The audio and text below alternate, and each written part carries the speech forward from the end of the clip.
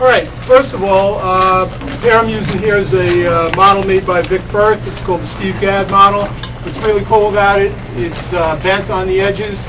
You know, I had a customer one day, oh yeah, I can get into the crevice to get the dust out. I explained to him it's the idea you're not digging into the head. Okay, I've got some things on YouTube where I discussed different techniques of playing. And I mentioned that I use the free stroke and a combination of free stroke and molar and everything to play. One of the things that I got a response from was I took it from Ed Thigpen's book, and he does a thing called the Zorro stroke, where the right hand is actually playing like a Z. 1, 2, 1, 2, 3, 1, 2, 3, 1, 2. And I'm actually doing a Z stroke. And if you go to YouTube, I'm on there, or you can check out Ed's. His version's better, but you'll get the idea. And so I'm going like this.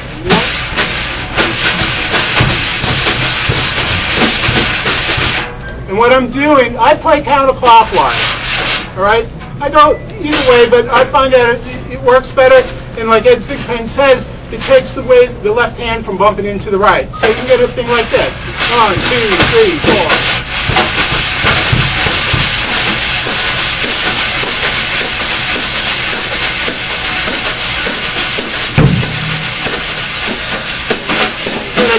Right into this. Notice I'm using the molar, the whip, right down. There it is.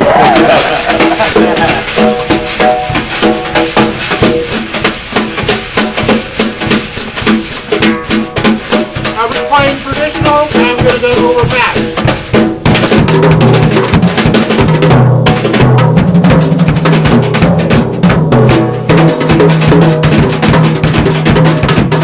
Sort of like samba.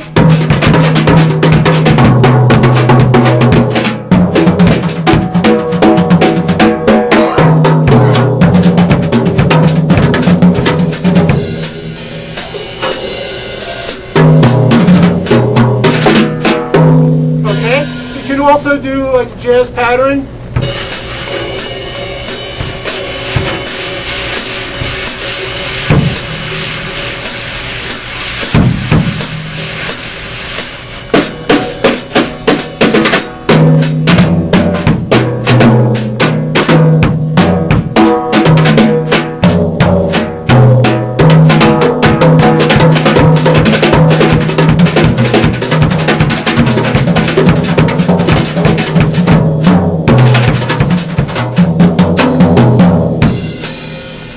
Also with the brushes, you can also use the rubber parts of it, you know, to get that nice cymbal roll.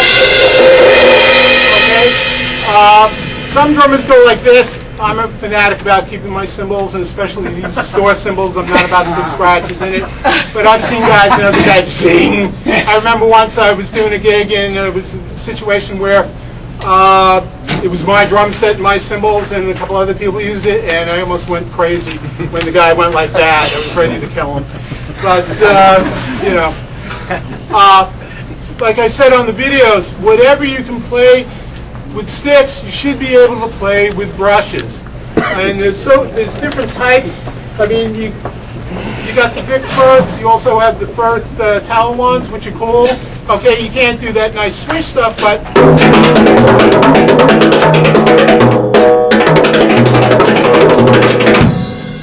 all right, you can get all the cool sounds. Another brush that I like to use is the one by Regal, which is the Clayton Cameron model. And I picked up a lot of stuff from Clayton as well. And let's just see. I had him here earlier. Too many sticks and stuff in this case. Okay. These are the Clayton Cameron models. Okay, they don't retract. A lot of people don't like them because of this. Regal does make a thing called the brush glove, that it's magnetic and it does hold it. Mine, years ago, my Labrador Wolf, he got a hold of it, he loved it, and chewed it to death, and I've never replaced it. So I've got to do that eventually. But what's nice about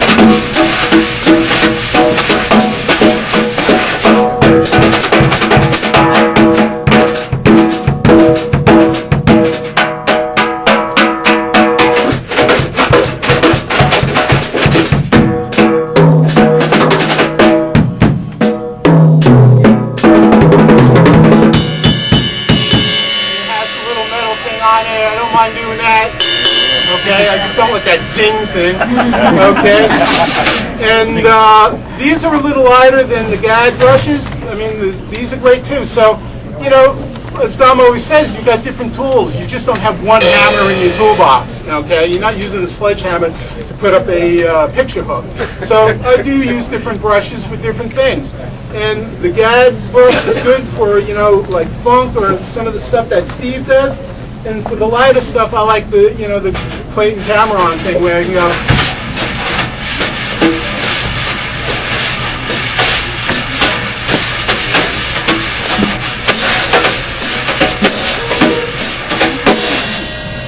it's, you know, brushes are great. I mean, Louie and Buddy got a lot of great stuff recorded on the brushes, especially anything with Tony Bennett with Clayton Cameron.